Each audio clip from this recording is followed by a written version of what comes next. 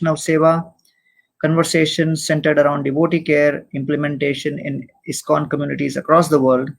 We have had the good fortune of interviewing a host of senior ISKCON leaders on a variety of topics, including devotee care for outreach, devotee care for leadership, devotee care for various personalities who are connected to ISKCON and ISKCON temples for very long periods of time. Also, we had His Holiness Giriraj Maharaj speak to us about Srila Prabhupada's perspectives on devotee care.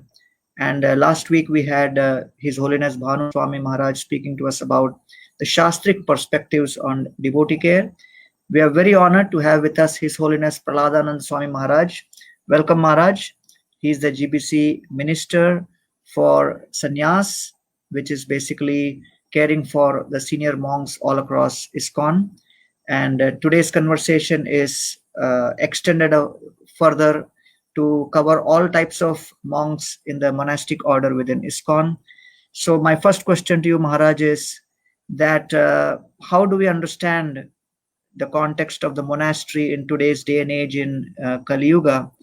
Whereas in the Vedic system, children used to take training in the Gurukul from age 5 to 25 and then decide whether to go into the monastic life or into the Grihasthashram. So we are having people enter into ISKCON's monastic order pretty much in their 20s. So how do you explain, how do you factor this adjustment with respect to the ancient system? Well, there's an eternal, thank you for the question. Nice to be here. There is, according to Bhagavad Gita, there's an eternal process of becoming self-realized and ultimately Krishna consciousness, Krishna conscious. In the in the 17th chapter of the Bhagavad Gita, Krishna says, Abhayam sattva samshuddhira jnana yoga vyavastiti Dhanam Dhammas Sajagnascha Swadhyat Tap Arjavam.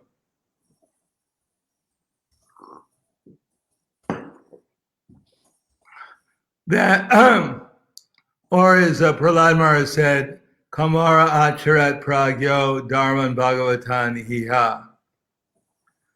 The best is that from the very beginning of life, one actually cultivates Krishna consciousness.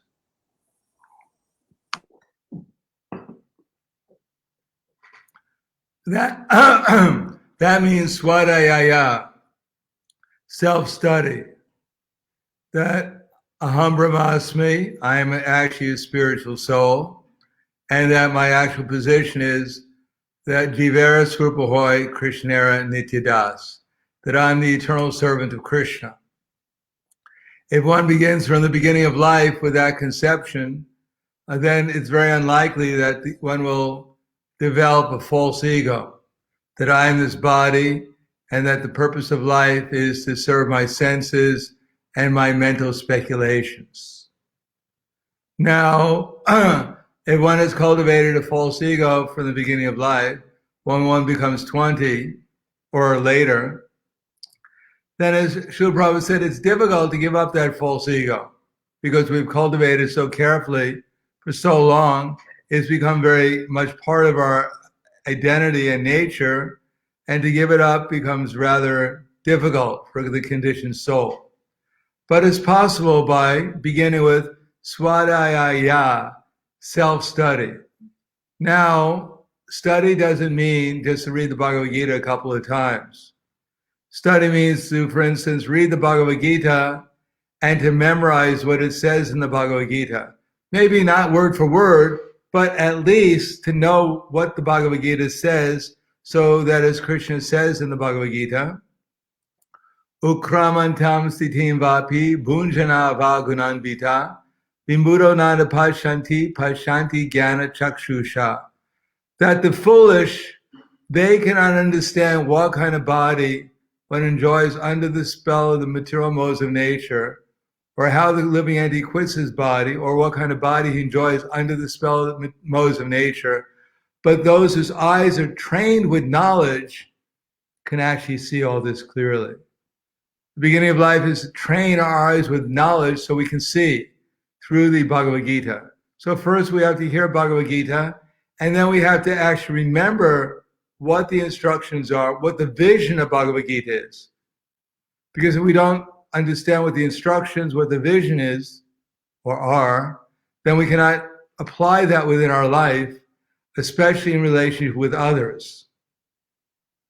Because our field of activities for the devotee is loving exchanges with other devotees, especially the 6 loving exchanges that Srila Rupa Goswami mentions in the Nectar of Instruction, verse number 4. And then verse number 5 instructs us how we can apply those 6 loving exchanges in the most intelligent way possible, by finding out who our authorities are, who our gurus are, who are the devotees we're supposed to cooperate with, who are more or less on the same level that we're on, and who are those devotees we should be merciful to and instruct to help them advance in Krishna consciousness. So if we apply the instructions of our scriptures, and we apply them with intelligence and the loving exchanges with the devotees, then we can come to the platform of Krishna consciousness, namely fearlessness, purification of our existence, and the cultivation of spiritual knowledge. But for those who cannot apply that perfectly or progressively, without difficulty, without material attachment, then there is the Grihastha ashram to learn 3 things: yagya, dana, and dhammas. How to perform sacrifice in household life for the satisfaction of the Supreme, how to be charitable in Krishna consciousness, and how to control the mind and senses so that even in the association of the objects of the senses, one still does not become entangled, but instead it utilizes those objects in the service of Krishna for dhanam and yagya, sacrifice, and for charity. Then one can eventually, in the course of time, come to the more renounced position of tapas for the vanaprasthas or those practicing austerity, and from there advance finally again to the platform of fearlessness, knowing that Krishna is everywhere, that everything belongs to Krishna, that Krishna is the controller of everything, and abhayam sattva samshudir, that all one's activities are simply done for the satisfaction of Krishna, and then jnana yoga vyavastiti, abhayam sattva samshudir, purification of one's existence. Everything is done to please Krishna with jnana, with knowledge, knowing well what Krishna wants and how he wants us to do things. So then one can actually work on the spiritual platform in consciousness of Krishna, and actually, as Krishna says, be really in the renounced order of life. That is, Krishna says that one who renounces the fruit of his work, but when it works as he's obligated, is in the renounced order of life, and he who lights no fire and performs no sacrifice. So real sannyas, real renunciation is to offer the results of our work or our activities in the service of Krishna with the idea of pleasing Krishna. So whatever position we're in the Hare Krishna movement, if we have that consciousness, then we're actually acting in the renounced order of life, not just externally by dress, but by consciousness.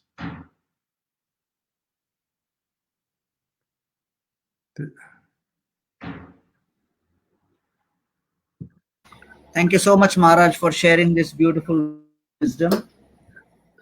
I would, really appreciate if you share with many of our audience who are mostly, grihasthas and part of the congregation, and many of them are quite curious to know what kind of training is usually recommended for monks in the early years of their joining the Hare Krishna movement, and do you have any such standardized training program for training the monks across ISKCON? Well, the same program is there for training everyone. the only factual way that any of us will be monks. Because Prabhupada writes in the Bhagavad Gita, there's Grihastha brahmacharis and there is the other brahmacharis. Prabhupada has given us the process, or actually Srila Rupa Goswami has given us the process. The process is called ecstasy in Krishna consciousness, bhava, feeling towards Krishna.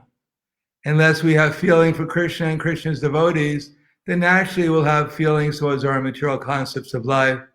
Namely, as Prahlad Maharaj said, Yanmaitu nadi grihamedi sukham hitucham.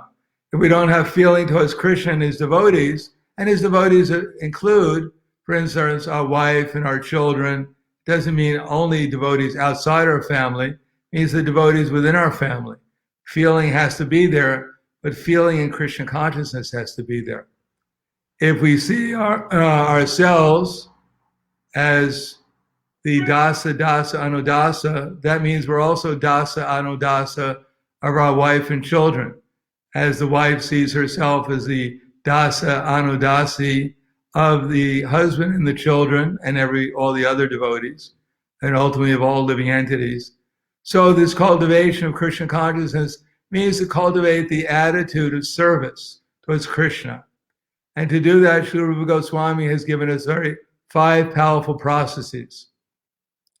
Namely, chanting the holy names of Krishna, hearing Srimad Bhagavatam Bhagavad Gita, worshiping the deities, serving the devotees, and living in a sanctified or spiritual atmosphere, or, because we have the good fortune of being in Lord Chaitanya Mahaprabhu's movement, going out and creating a spiritual atmosphere by our preaching endeavors such as chanting the holy name, distributing prasadam in Krishna consciousness, and distributing transcendental literature, or having programs where we do all these activities to encourage people to enter into the spiritual atmosphere of Krishna consciousness.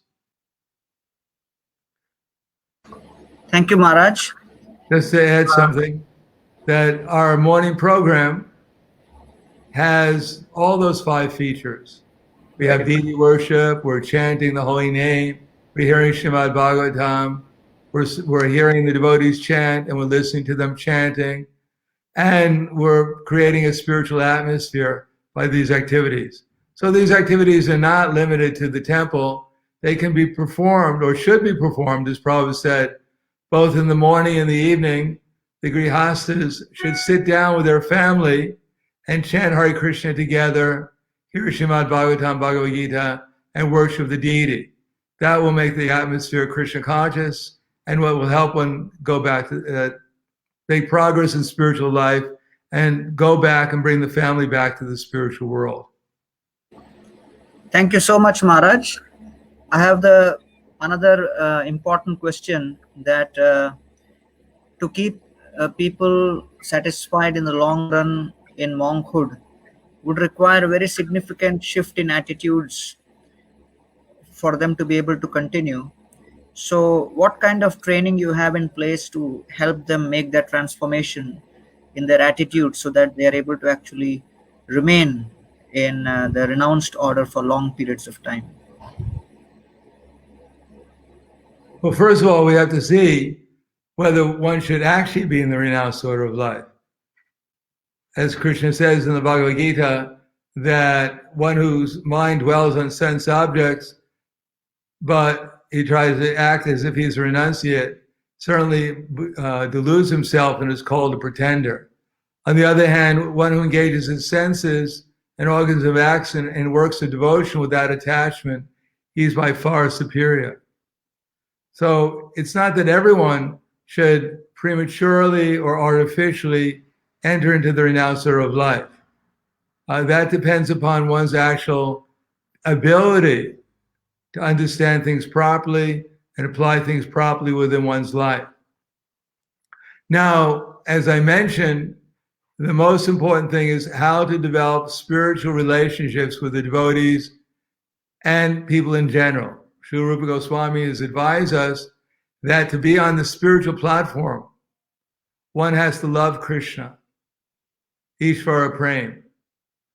And at the same time, one has to learn how to serve the devotees appropriately, to find out who my spiritual masters are, to find out who the devotees I'm supposed to be serving, who the innocent are I'm supposed to help come to the platform of Krishna consciousness, and who I should avoid and not associate with intimately for different reasons. So one has to learn this art of loving exchanges appropriately. And if one can do that, one can experience transcendental happiness and love with whoever one comes in contact with. If one cannot learn that process, it doesn't matter how austere one may be, how learned one may be. If one does not have loving exchanges appropriately with Krishna and with his devotees, with innocent people, and learn how to avoid the non-devotees, their influence, then the result is that one will always hanker after material sense gratification and material relationships. So one has to be anxious, or one has to be trained in how to actually properly perform devotional service, especially in these 5 loving relationships appropriately. Otherwise, one may become bewildered by one's false ego and try to find loving relationships in ways which are not conducive towards renunciation. Renunciation ultimately means to renounce the material concept of life, Ishvaraham, aham bhogi, siraham balavan sukhi. So one may be learned, one may be austere, one may have developed so many good qualities, but if one is not humble, a humble servant of the servant of the servants of the servants, and learn how to apply that loving exchanges appropriately with the devotees, and at the same time be immersed in the mission of Chaitanya Mahaprabhu, as he said, Yari Deka Tari Kaha, Krishna Upadesh, Amara Aga Guruhana Tari Desh. Whoever you meet, you have to learn, we have to see or get trained up how to help them make progress towards their relation with Krishna. If that's the main training, to come to this platform of becoming a servant of the servant of Krishna and serve Chaitanya Mahaprabhu's movement by gaining the appropriate intelligence and expertise, transcendental discrimination and expertise, how to help every devotee, every innocent person, every living entity that we meet, and see what intelligence, pray for the intelligence from Krishna, from Guru, from Sadhu and Shastra, by the mercy of the Paramatma within our heart, so that we can assist any devotee or any living entity we come in contact with, help them develop their relation with Krishna. If we do that, as Srila Prabhupada wrote to me, he said, the more you work seriously to help bring Lord Krishna's other children back to the spiritual kingdom, then the more he'll bestow all his blessings upon you. That Krishna is never ungrateful for our efforts to serve him, rest assured. So I think that's the best training. Loving exchanges appropriately done with proper discrimination and proper expertise, so that we become like Prabhupada, a swan-like devotee, and all our relationships are sublime with everyone we meet. Thank you so much, Maharaj. The next question is, many of the monks who are there, they stay in the movement for very long periods of time. So how can we give the monks a sense of mission and belonging to ISKCON, and to the devotee community? Well, of course, devotee community develops generally from the outside in. There are so many people in this world who know nothing about Krishna. So we want to create a system by which those who are mature in Krishna consciousness, those who are more inspired by Krishna consciousness, they go out to the society of people who don't know about Krishna, who are innocent, and try to inspire them, encourage them, and create programs for them by which they can come and hear about Krishna. And when the atmosphere is arranged appropriately for such innocent people, when the presentation is arranged so that they can understand what Krishna consciousness is and how it satisfies and meets their needs, when such programs are developed and applied and innocent people come, then they're introduced to the Shraddha and Sadhu Sangha. And when that taste develops for the association of devotees, then the result is that they inquire maybe how I can practice Krishna consciousness more seriously. That's called bhajana kriya. And when they chant rounds and they hear about Krishna through Prabhupada's books, when they associate with the devotees more carefully, then they want to become a member. They want to become part of Krishna's family and feel like they belong. So that wanting to become a member generally is manifested in our movement and the present time through the process of initiation, at least. So that initiation should be the impetus that now I'm not only a member of Krishna's family, but now I'm going to serve in Krishna's family. If you get married and you decide, now I'm married, now my contract is over, I don't have to serve my wife or my husband or my children, I'm already married, what do I need with all this extra? By getting married, I'm already a perfect householder. Now, marriage is the beginning of service. That's how the family develops, through service. And our family develops through the service by helping devotees make advancement in Krishna consciousness, the equals, the inferiors, serving under the instructions and the guidance of the superiors. Then when we actually give more and more service to the society, then we become more and more feeling that I am part of this spiritual family. Then one has to become mature in Krishna consciousness. One has to develop within oneself one's life mission within the society so that one can feel oneself to be completely dependent upon society and one has no interest outside the society's interest. And then one becomes a very intimate member of the family. And one can help others how to develop their feeling of belonging and becoming an intimate member of and serving and becoming an intimate member of the family also. So initiation is not the end. It should only be the beginning of becoming part of the family. And initiation doesn't mean initiation into some little group within ISKCON. If my spiritual master is very advanced in Krishna consciousness, then he'll teach me very expertly how to become a servant appropriately of those who are more advanced than I am, how to serve those who are on the same level as me, and how to help and serve those who are on a lesser level by bringing them to at least my level. Therefore, initiation is not the end, it's the very beginning of our commitment to the family of Krishna consciousness. Thank you very much. Thank you very much, Maharaj. There is a question which is asked from someone from the audience. How can you understand the importance of cleanliness in the life of a monk? What are the different perspectives on cleanliness? Well, Srila Prabhupada said cleanliness is godliness. Cleanliness means, as Prabhupada once said, when the GBC some of the GBC members were making plans how to centralize all the finances within our society, then Prabhupada was wondering, you want to do something that I don't want to do. You've decided, big meeting, that you're going to centralize everything, that will spread Krishna consciousness.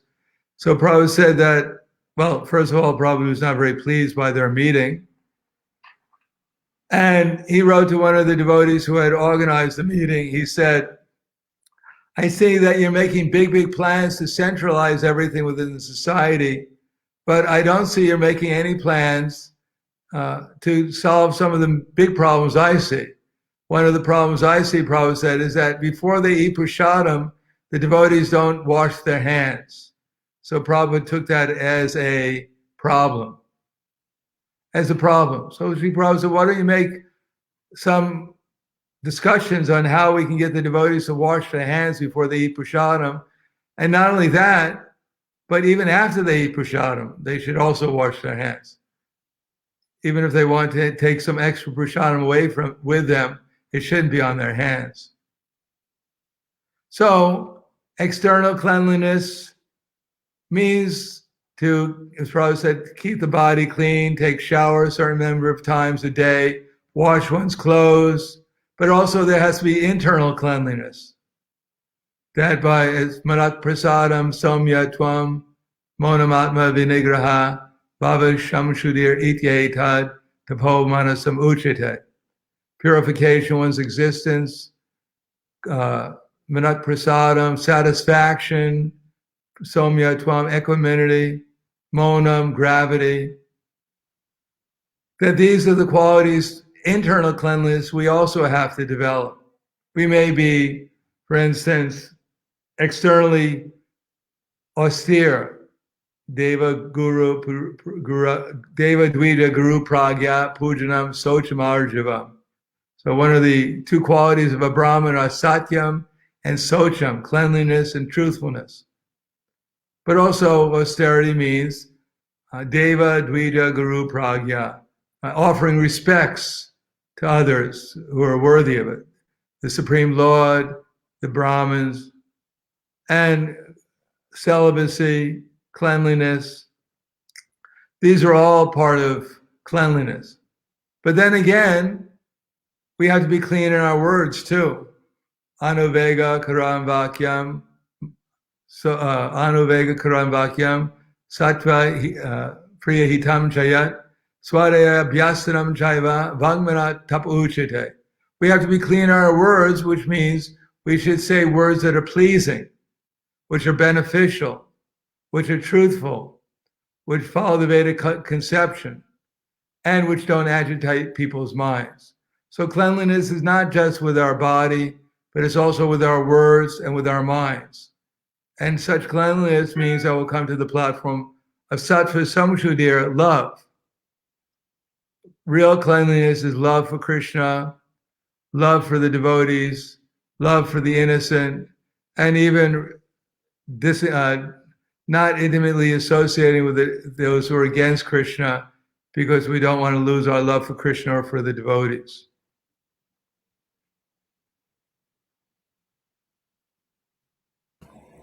Thank you very much, Maharaj.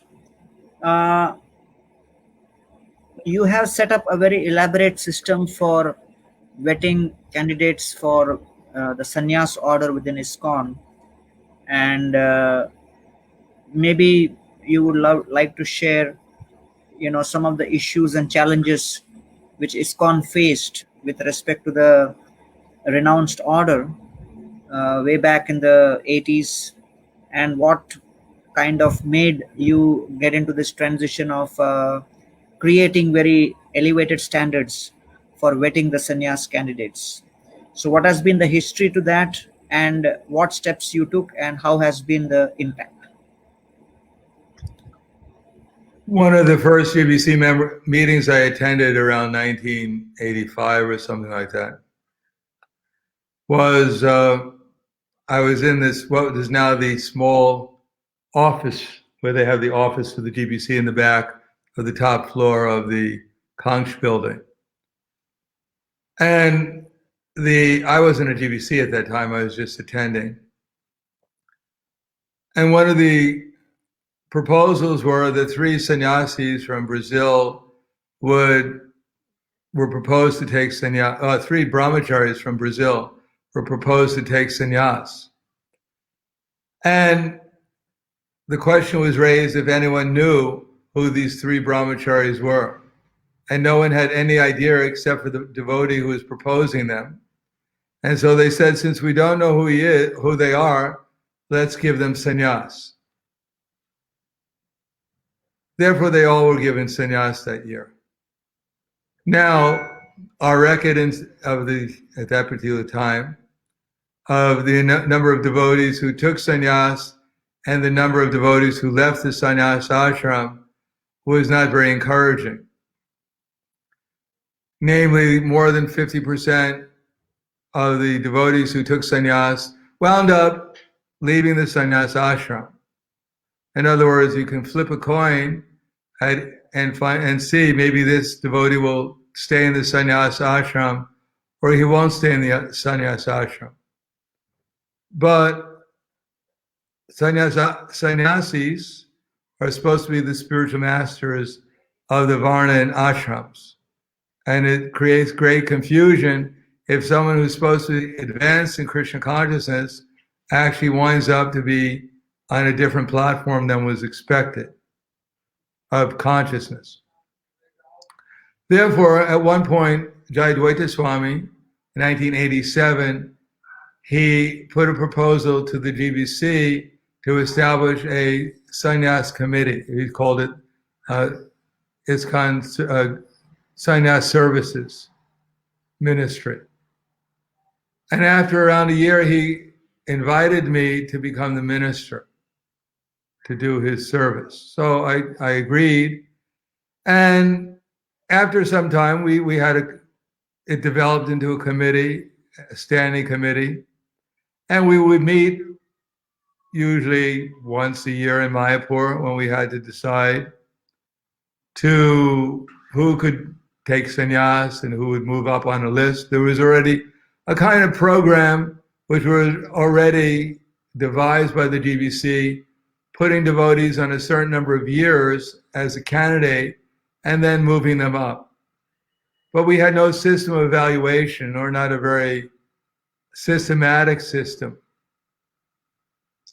And so every year we'd meet and we'd get some reports, but more or less we didn't know exactly how qualified the devotee was. We had some interviews, especially with devotees in Mayapur, but we weren't doing it so extensively outside of Mayapur. Many times, by the mercy and the internal energy, someone would come along just at the right time and give us some information about the candidate, which was obviously something that Krishna wanted us to hear, and therefore we were able to modify or change our decision based upon the very relevant information that was sent by the Supreme. But that system is rather tenuous, although somehow or another Krishna allowed it to work for some time. But then at some point it was clear that we had to make the system more in depth if we wanted to actually be successful in the long run. Therefore, I invited devotees from what's called, mostly from the deputies. Their names are Srivas Prabhu from Africa, Srivas Pandapuru from Mahamar, Bhakti Prabhu Maharaj, who's now in England, Krishnadas Kaviraj Prabhu from Canada, Hanuman Prabhu from Spain, and at one time there's Shruti from England. Shruti Dar, who passed away. So we formed this committee, and then we started to have some more in-depth assessment of the candidates. We got some devotees to be part of our secretariat. We made up a application form. We had more or less assessments. We got Braj Sundapuru to become our secretary, and we got different secretaries. And then we got an assessment process, getting feedback, getting reports from the GBCs about the candidates in their zone, getting reports from the mentors that the sannyas candidates were supposed to travel with, getting reports from the proposed sannyas guru, from senior devotees, and we started to get a lot of information. Some of the information was more or less valuable. A lot of it wasn't. Devotees in ISKCON are not used to evaluating senior devotees or evaluating even devotees on the same level. So especially in India, the devotees were rather shy to say anything which was negative towards devotees for different reasons. So generally speaking, we get 99% praising, and this devotee is obviously an effulgent incarnate avatar who's come down to save us all, and we get 1% of critical evaluation of the candidate. So that made it difficult, but that 1% we could actually look into and evaluate the candidate in a more, well, from a different angle other than his excellent qualities that he was displaying in the eyes of those who appreciated him greatly. So realizing that we're not going to make so much progress in that kind of evaluation, we started to investigate other possible processes of evaluation. Evaluation mainly to understand if the devotee should be a sannyas candidate to begin with, because we get applications to become a sannyas candidate. And number two, if they're qualified or capable of becoming a sannyas candidate, where we would have to train them in order to assist them in developing the qualities that would be necessary to maintain sannyas over a long period of time. Therefore, we started to develop missions, sending the candidates on missions so that they could be put into a situation where devotees who are less familiar with them could assess them in a more objective manner. And also, we could see how the candidate would work when he's not in his comfort zone, how he'd serve Krishna in his comfort zone. So that mission committee was developed, those missions were developed. At the same time, we started to learn how to do interviews with the candidates, so that we could ask relevant questions that would give us information about the candidates' interests, qualifications, their purpose of wanting to be a sannyasi, what they do in such a service, etc. And then we also were developing essays, giving the candidates an opportunity to express themselves, their realizations, their conceptions, their aspirations in a written form. So between those things, between evaluations, missions, assessments, association with senior mentors, and written questions and evaluations, we're trying to develop a program where the candidates are not just put on a list a number of years, and therefore almost they expect after a certain number of years they're going to take sannyas. Or others are also expecting that they're going to take sannyas in a certain number of years. Instead, we want to develop the candidates to the level where when they take sannyas, they'll actually know what to do in that ashram. They'll feel comfortable in that ashram. Others will appreciate them as being in that ashram, and they'll be able to act not just as a sannyasi, as the leader of society, but as a part of the society. That part of the society where they have a certain mission, a certain position, certain service in that mission, so that they don't feel themselves as the mission or as the savior of the mission, but they feel themselves as a servant of the mission, and they're able to effectively serve as a servant of the servant of the servant of that mission by becoming a devotee, a servant preacher, rather than trying to become the preacher master. In the mode of ignorance, where we begin usually our devotional service, we're trying to get over the conception that I'm the proprietor of so many things. I'm the doer of so many things. I deserve so much attention. And then as one becomes purified, one begins to understand that actually I may not be the controller, I may not be the doer, I may not be the proprietor, but I want to get some kind of enjoyment from what I'm doing. either subtly, the conception that I am this or I am that, or the getting automatically respect from others and kind of subtly trying to enjoy it. But when one becomes purified from that, then one becomes to the mode of goodness, where one starts thinking that by my association, by my realizations, by my preaching, by my instructions, by my example, I'm saving so many others.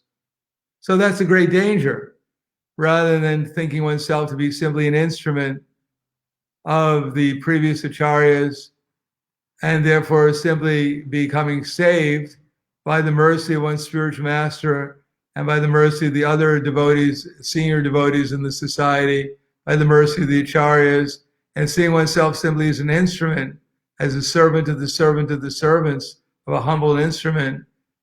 So I should say, if one can see like that, then one can actually render very valuable service to the society. Otherwise, if one becomes proud that I am a sannyasi, or I am this or that, and I deserve so many different things, and I'm saving so many devotees, I have so much realization, then that kind of mentality or consciousness is very dangerous for anyone, what to speak of a leader within the society. So we're trying to help the devotees understand what level of spiritual attainment they're on, and help them develop the qualities and the consciousness so they can be effectively feel themselves as a very humble servant of the servant of Krishna, and be able to preach that philosophy and demonstrate that consciousness effectively, so they feel growing love for Krishna, they feel growing love for the devotees on all levels, they feel growing love and appreciation, compassion for the innocent, and they avoid the non-devotees, not out of hatred, but out of respect, knowing well that they may not be very effective in reaching them, and that by attempts to reach them, they may become affected or they may disturb the non-devotees, some non-devotees, those who are against Krishna.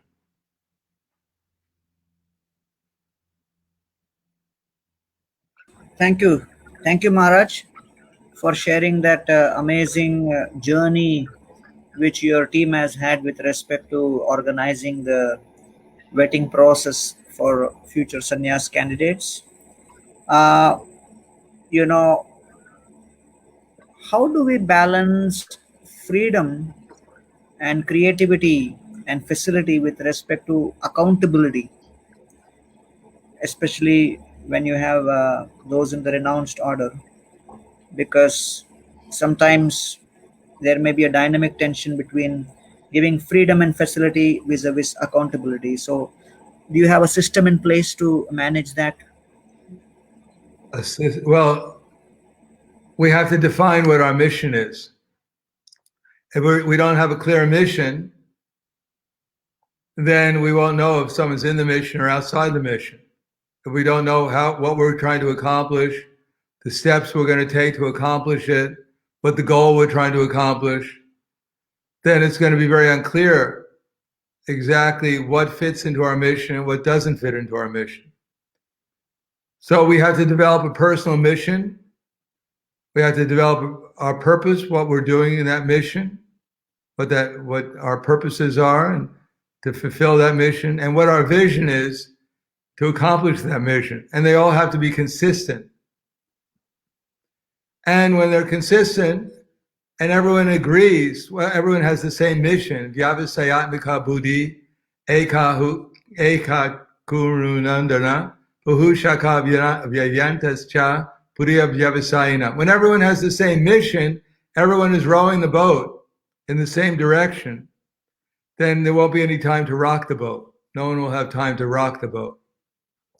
So that has to be established, what our mission is, and that has to be agreed upon so that we have unity and diversity. Now, if someone doesn't agree to the mission, which is created under the orders of Guru, Sadhana, and Shastra, then if that is not agreed upon, then we're going to have a lot of diversity, but very little unity. and it'll be very hard for the leaders to figure out how to manage such diversity when there is such diversity but very little agreement what the purposes of our society are, and very little agreement on what the steps are, the sequence of manifesting that. It's just like, for instance, I'll give you an example, that if you have a child, you don't have to command the child to grow. If the child is healthy, then automatically it grows. So healthy means that all the different systems in the child's body are in order. We have the digestive system, we have the nervous system, we have the circulatory system, we have 9 systems according to the Western medicine within our body. Now, health means that these systems are in balance. If one system is overriding all the other systems, if all you have is a digestive system, then the body will be unbalanced and it'll be unhealthy, and therefore it won't grow. Similarly, in ISKCON, we have our devotee care, we have our outreach, we have our leadership, we have our building maintenance, we have our building construction. We have so many different programs, and they're all valuable, but they have to be in balance with each other. And when they're in balance with each other, it's clear how they are supposed to cooperate with each other, how they're supposed to exist in harmony with each other, how they're supposed to exist in balance with each other, then the result is that we'll have a healthy ISKCON. And anybody that's healthy generally grows. Grows towards what? We have to establish what the goal is. The goal is, as Prabhupada said, is to develop men of transcendental character. If we all have that mission and we understand the steps to develop that mission, we want to bring people to the movement. We want to give them nice association. We want to engage in the process of devotional service. We want to get them to feel like they're members of the society, that they belong to the spiritual family of ISKCON. We want to inspire them to utilize their interests, their talents, their abilities within Krishna's service in different types of ministries. And we want them to develop to the highest character where they can understand clearly what their mission in Krishna consciousness is, what their mission in life is, where they develop the highest character and become selfless servants of the servants of the servants of Krishna and his devotees. That when we have that system, then the result is that everyone can find their place and their inspiration under the guidance of the senior devotees who are directing that system. And everyone has the same purpose. Everyone is doing a valuable service in that mission. Everyone is trying to the best they can, according to their education and their commitment, to further the same mission, the one mission. And then you can have unity and diversity, where everyone has the same mission, the same vision, the same understanding of what Krishna consciousness is, what it's meant for, and how to execute it. And then you have so much talent, so much ability, so much inspiration, and they can all go simultaneously, harmoniously together towards the same goal and the same result, namely to develop the highest character in Krishna consciousness, a pure love of God. Thank you very much, Maharaj. One more related question is, how do you, help a monk in the long run from not feeling lonely, emotionally affected, insecurity, and things like that? Well, come to the program with the other devotees, listen to them carefully with appreciation and respect, hear what they have to say, learn from them, develop loving relationships with all different levels of devotees. For those who are also monks, try to develop a service attitude. Don't think because I'm a monk, everyone should serve me. one should think because I'm a monk, now I have a better opportunity to serve everyone else. Try to serve the grihastas. Try to show them appreciation for the service that they're doing by raising children and taking care of a family, and hopefully donating to the mission of Chaitanya Mahaprabhu. Show them respect and give them service also. And for the senior devotees, whether they're my initiating guru, my other shiksha gurus, I should listen to them very carefully, follow their example of love and appreciation and renunciation of the material concepts of life, and try to serve their mission, the mission that's been given to us by Lord Chaitanya through Srila Prabhupada and his sincere followers. And that where there could be any question of feeling lonely, because actually we'll get direct association with Krishna within our heart as Paramatma. We'll see that my guru is always with me, Krishna is always with me, and he's bringing me so many nice devotees to serve and to love and appreciate. So how can there be any question of loneliness if we follow the process properly?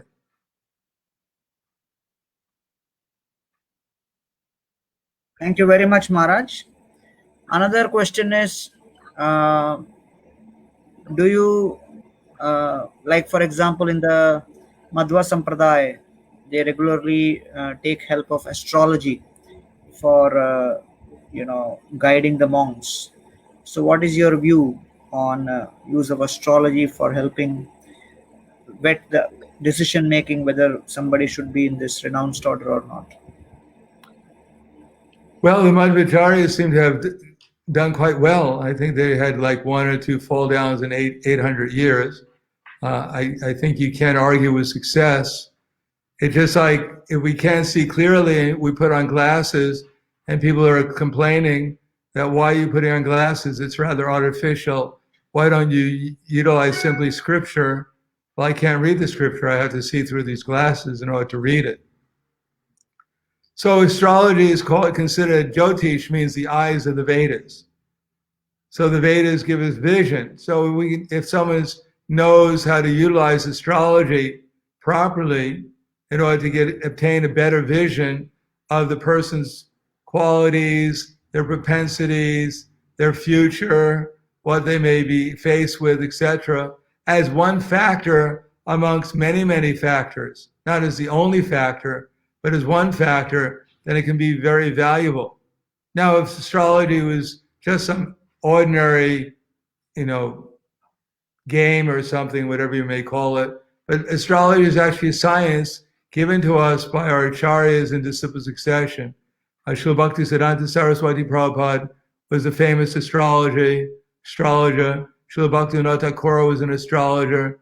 There are many great devotees in our lineage who are astrologers. So as Prabhupada said, astrology is not bad.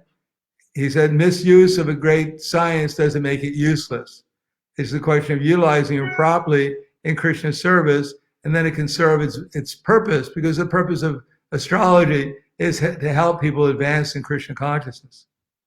So in the Gita Nagari papers that Prabhupada wrote with his vision for a future ISKCON society, one of the things he wrote is that astrology should be used to ascertain the varna and possibly the ashram of the children in our society. So even Prabhupada saw the use of astrology throughout his books.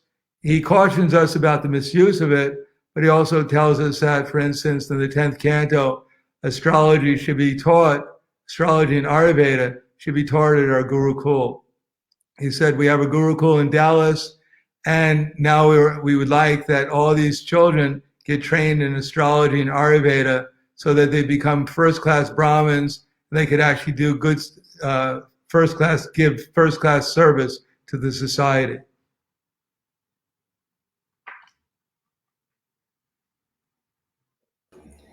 Thank you very much, Maharaj, for sharing such details about care for those in the renounced order. Having now spent more than 4 decades in ISKCON and guiding renunciants and personally being in the renounced order, could you share with us what has been the secret of your internal strength and internal satisfaction in the course of practicing life in the renounced order for others to benefit? Well, as I said before, Srila Prabhupada wrote to me one time, he said, the more you work seriously to help bring Lord Krishna's other children back to the spiritual kingdom, then the more he'll bestow all his, referring to Krishna, Lord Krishna, the more he'll bestow all his blessings upon you. That Krishna is never ungrateful to our efforts to serve him, rest assured. So Srila Prabhupada and his followers have engaged me in the preaching mission of Chaitanya Mahaprabhu in service of the devotees. And as much as I've taken that seriously, then Krishna has bestowed his blessings upon me and kept me within Srila Prabhupada's movement.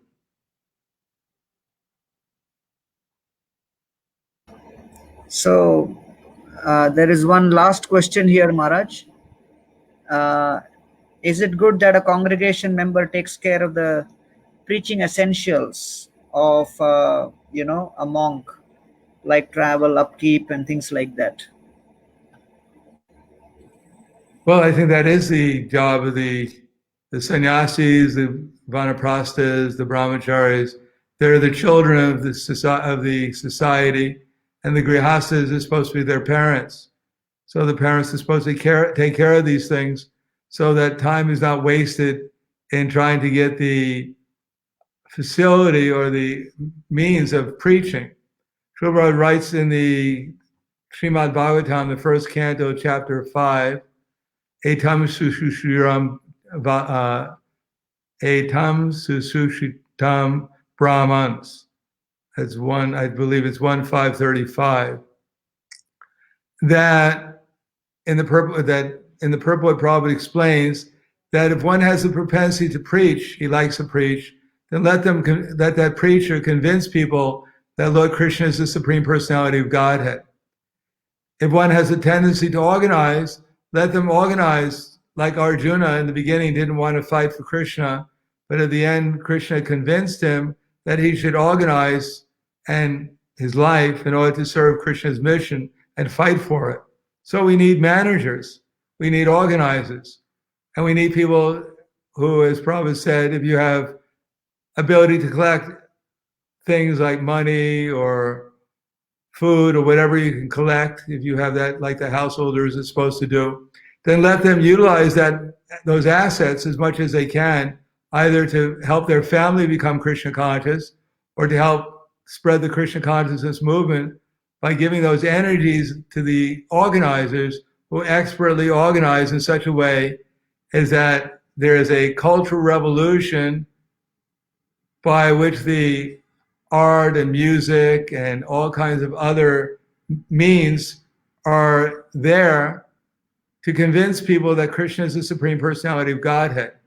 But that's also especially done by distributing transcendental literature and by distributing transcendental knowledge. So let the grihastas, let the others, those who are managers, let the brahmacharis and others who are preaching or assisting, let them work together to spread the glories of Krishna, just to convince people that Krishna is the Supreme Personality of Godhead. And if we work together for that, then we'll become convinced that Krishna is the Supreme Personality of Godhead, and we'll go back to the spiritual world.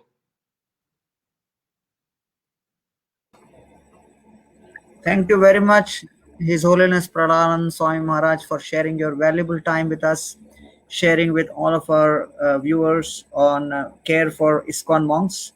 You and your team have been doing a splendid service, improving the quality of how the overall quality of care for the monks could be improved.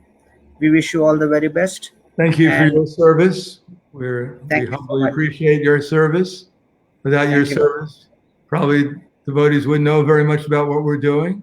So we really appreciate that you're caring for the devotees, which is part of the transcendental activity of loving devotees and trying to help them become Krishna conscious, physically, mentally, spiritually, emotionally, so that our society will actually become strong and be able to help ourselves and help this misguided civilization also join this family too. Thank you, Maharaj. Thank you so much. Hare Krishna. Hare Krishna.